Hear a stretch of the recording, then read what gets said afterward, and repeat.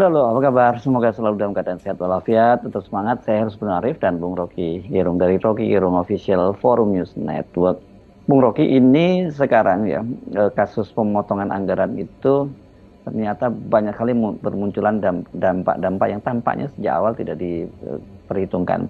Misalnya kalau kemarin soal kemudian terjadi adanya PHK atau perumahan di beberapa karyawan kontrak di TVRI dan RRI yang itu segera bisa diselesaikan. Tapi ada yang jauh lebih serius, yakni soal pendidikan. Ini karena dampak dari penghematan ini, kemudian itu biaya-biaya uang kuliah kemungkinan juga harus dikalkulasi, harus naik dan sebagainya. Sementara ini kan padahal ekonomi rakyat juga makin memburuk. Jadi dampaknya ini bisa banyak sekali mahasiswa yang tidak bisa melanjutkan kuliahnya kalau kemudian terjadi kenaikan uang kuliahnya ya, iuran uang kuliahnya. Ya, pada mulanya isunya adalah penghematan anggaran. Konsekuensinya adalah pemotongan anggaran. Tetapi semua isu yang menyangkut penghematan itu tidak cukup sekedar di dalam upaya menghemat untuk menghemat itu sendiri. Kan kebijakan publik punya impact. Penghematan bisa menghasilkan kemuliaan, juga bisa menyebabkan keterpurukan. Kalau kemuliaan itu dianggap sebagai hal yang inherent dengan penghematan, maka juga harus dianggap bahwa impact negatif dari penghematan adalah kemelaratan, kan itu konsekuensinya. Nah, konsekuensi kemelaratan atau kekacauan orientasi pada kemakmuran itu yang sekarang lagi dipersoalkan oleh banyak pihak, oleh para ekonom, oleh LSM. Jadi intinya penghematan yang pada akhirnya menyebabkan kemunduran di dalam kehidupan itu bukan penghematan. Terutama kemunduran di sektor-sektor yang memang memerlukan bukan penghematan justru, tapi pemborosan. Pemborosan dalam arti beri banyak uang pada sektor-sektor itu. Misalnya pendidikan yang secara mandatori dipastikan untuk menghasilkan tujuan bernegara, yaitu mencerdaskan kehidupan bangsa, kan nggak boleh dipotong anggarannya tuh dalam alasan apapun, karena itu yang jadi fondasi dari kenegaraan kita, yaitu menghasilkan manusia Indonesia yang berpikir dan manusia Indonesia yang tidak melarat. Itu intinya tuh. Demikian juga turunannya tuh, kalau misalnya wilayah hak asasi manusia, perlindungan korban dipangkas anggarannya, itu menyebabkan bila ekonomi memburuk dan memang sedang memburuk, maka wilayah perlindungan HAM itu dalam bentuk social safety net, dalam bentuk perlindungan saksi kalau ada satu kejahatan hak asasi manusia, kalau itu juga ikut dipotong, maka konsekuensinya melanggar konstitusi, sebetulnya melanggar nilai konstitusi, yaitu tidak melindungi segenap tumpah darah Indonesia kan. Kan anggaran HAM itu dimaksudkan untuk melindungi segenap tumpah darah Indonesia tuh dari keadaan kepapaan ekonomi, dari keadaan ketertinggalan di dalam akses untuk memperoleh keadilan. Jadi kalau wilayah-wilayah keadilan, perlindungan HAM, pendidikan itu ikut dipangkas, itu artinya negara tidak paham bahwa tujuan bernegara kita adalah untuk melindungi segenap bangsa Indonesia dari kemiskinan dan penindasan, karena itu HAM perlu, dan mencerdaskan bangsa, karena itu anggaran pendidikan dipatok 20% tuh, mandatori sifatnya tuh. Itu dasarnya kenapa sekarang ribut soal konsekuensi negatif dari penghematan yang dibuat oleh pemerintah Pak Prabowo. Nah, di sini kelihatannya Pak Prabowo itu harus melakukan kalkulasi ulang, tidak hanya cukup rekonstruksi gitu disebutkannya, karena kalau rekonstruksi itu kemudian paling ya dipindah yang sebelah sini dipotong, yang sini tidak, dan sebagainya, seperti itu saja.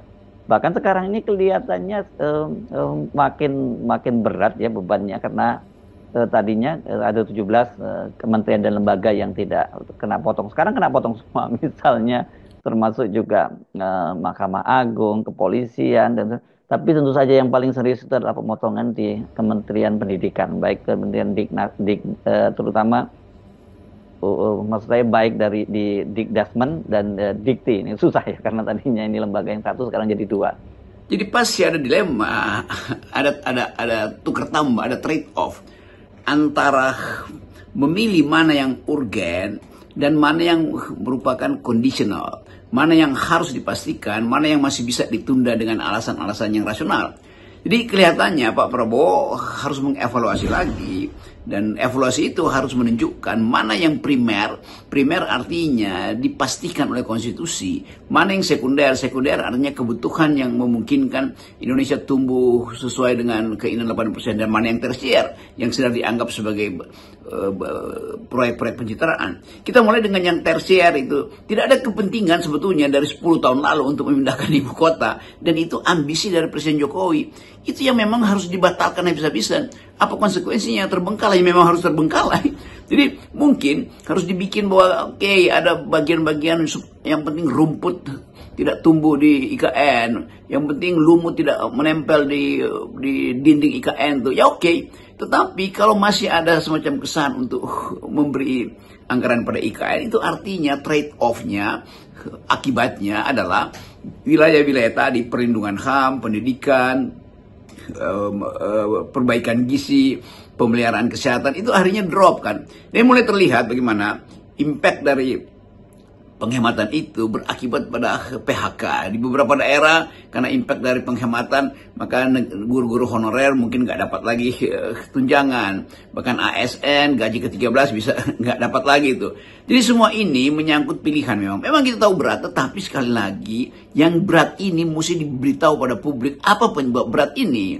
Kan mesti dibongkar lagi mengapa pemerintahan sebelumnya membuat APBN yang masih berantakan, tapi masih ingin membiayai proyek-proyek yang disebut strategis, proyek-proyek mercusuar. Kan itu yang mesti diterangkan pada publik kan. Jadi yang kita sebut rasa keadilan publik itu harus dibaca sebagai protes terhadap sistem yang menyebabkan mereka memperoleh ketidakadilan. Sistem itu apa? Ya sistem penganggaran. Penganggaran itu apa? Anggaran itu kan mudah tuh. Ada bagian untuk melayani kepentingan publik, ada bagian untuk memamerkan kekuasaan. Nah, bagian-bagian yang memamerkan kekuasaan itu demi mencapai semacam ambisi pribadi, itu yang mesti dibatalkan. Dan orang tahu bahwa IKN pasti adalah ambisi Jokowi kan.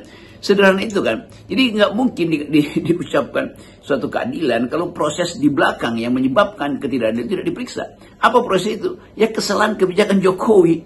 Itu yang sebetulnya jadi background kenapa semua orang akhirnya menuntut Pak Prabowo untuk berpisah dengan Jokowi. Tapi Pak Prabowo menganggap bahwa itu lucu-lucuan. Bukan, itu bukan lucu-lucuan. Itu konsekuensi dari keinginan untuk melihat Prabowo sebagai presiden mengefisienkan kembali APBN, dan itu artinya jangan ikuti cara boros dari Presiden Jokowi. Gampang membaca tuntutan publik itu. Nah, sekarang ini saya kira Pak Prabowo memasuki satu dilema ya, karena di satu sisi kritik dari publik itu terus-menerus ini berkaitan dengan pemotongan anggaran, dan mereka pasti mengait-kaitkannya itu dengan posisi Pak Jokowi, terutama ini tentu saja IKN gitu ya, karena IKN tetap aja dianggarkan sementara anggaran-anggaran lain itu harus dilakukan pemangkasan. Sementara Pak Prabowo merasa juga ini ada kesan orang mau memisahkan, mendorong-dorong dia berpisah dengan Pak Jokowi. Nah, ini yang menurut saya dilema yang sejak awal kita sudah bisa identifikasi, karena di satu sisi Pak Prabowo harus memenuhi janjinya yang selalu bicara bahwa semua anggaran itu harus berpijak kepada kepentingan rakyat. Sementara ini kalau kita ngomongin IKN kan nggak ada kait-mengaitnya dengan kepentingan rakyat, nih lebih pada kepentingannya Jokowi. Memang memusingkan sekaligus menjengkelkan kritik publik hari-hari ini terhadap konsistensi kebijakan pemangkasan itu tuh. Dan berita-berita yang beredar justru menunjukkan bahwa publik ingin melindungi APBN kita dari upaya untuk meneteskan lagi hal-hal yang sebetulnya nggak penting tuh. Jadi anggaran jadi bocor juga akhirnya karena harus melayani semacam ide yang tersembunyi, yaitu melanjutkan tidak mau berselisih dengan mantan Presiden Jokowi. Kan itu sebetulnya hambatan mental dari pemerintahan hari ini, karena di dalam pemerintahan hari ini masih ada unsur-unsur Jokowi dan juga dominan. Itu kira-kira yang membuat Pak Prabowo menjadi sangat peka kalau isu Jokowi dipisahkan dari Prabowo itu terus-menerus diucapkan oleh publik. Kan publik nggak mungkin berhenti mengucapkan itu selama publik merasa bahwa Pak Prabowo kok tidak otonom ya. Kan itu intinya kan. Jadi justru energi publik itu diarahkan untuk melindungi Prabowo, memagari Prabowo dari intrusi kepentingan-kepentingan yang berbasis pada kepentingan Presiden Jokowi. Dan publik melihat itu. Ini bukan bukan analis yang berupaya ngompori. Kalau analis ngompori yang ada gunanya tuh kalau publik tidak menyetujui argumen dari para analis atau para kritisi kan. Jadi kalau diucapkan terus-menerus orang yang ingin memisahkan itu artinya memusuhi negara. Justru karena mencintai negara, orang ingin lihat administrasi kepresidenan hari ini ada administrasi Prabowo, dan itu penanda administrasi itu mesti dibersihkan dari administrasi sebelumnya yang boros kan. Itu dasarnya tuh. Jadi kalau terus-menerus dicurigai ada yang hendak memisahkan Prabowo dan Jokowi, ya itu artinya ada orang yang sangat kuat untuk memisahkan kimia politik mereka. Siapa? Ya tanya aja pada partai-partai yang ada di dalam koalisi kan.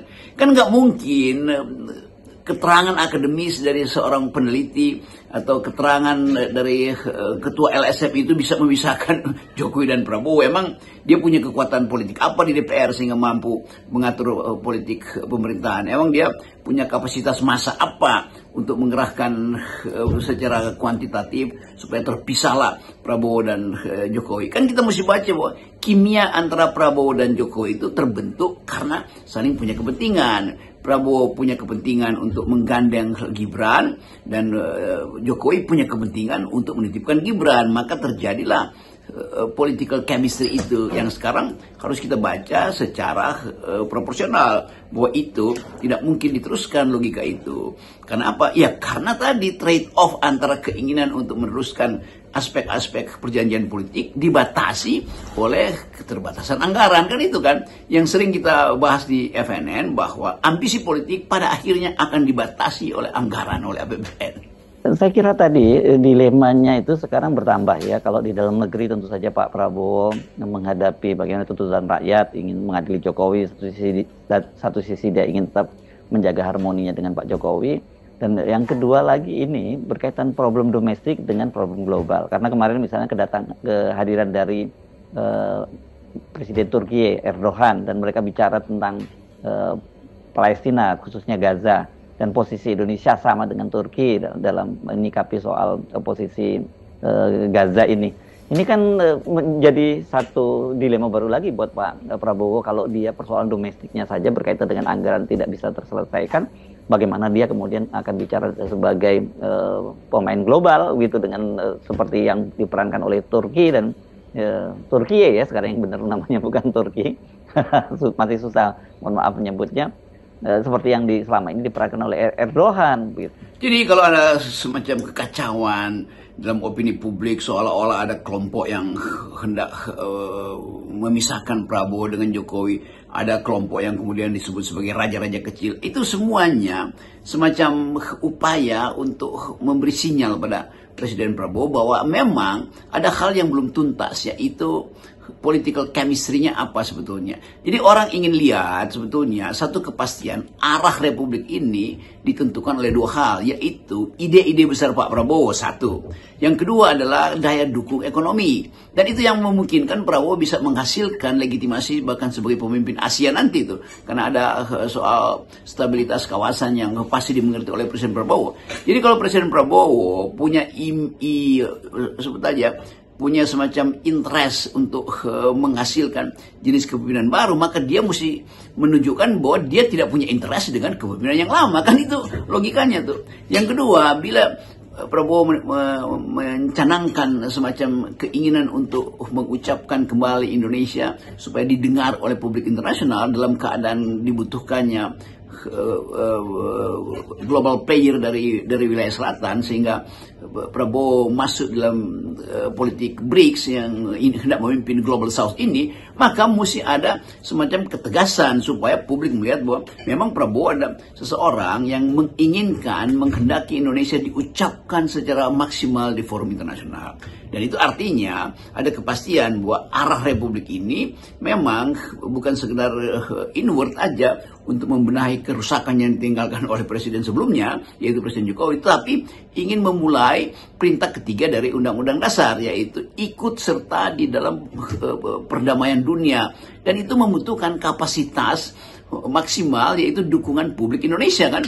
Jadi Prabowo bisa jadi tokoh nasional, tokoh regional misalnya, atau bahkan tokoh global, kalau publik betul-betul membuat semacam komposisi untuk mengatakan bahwa aktor kita itu hanya Prabowo, bukan Jokowi. Kan ngaco misalnya, kalau tiba-tiba di dunia internasional terbaca bahwa Prabowo ingin jadi pemimpin dan potensial untuk menjadi pemimpin dunia, sementara sementara mantan presiden yang sekarang masih dianggap melekat pada Prabowo dinobatkan sebagai koruptor terbaik di dunia. Kan itu kacau kan?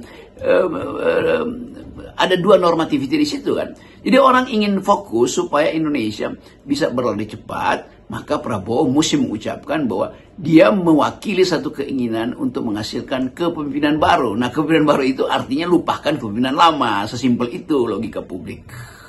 Salam akal sehat. Ya, salam akal sehat.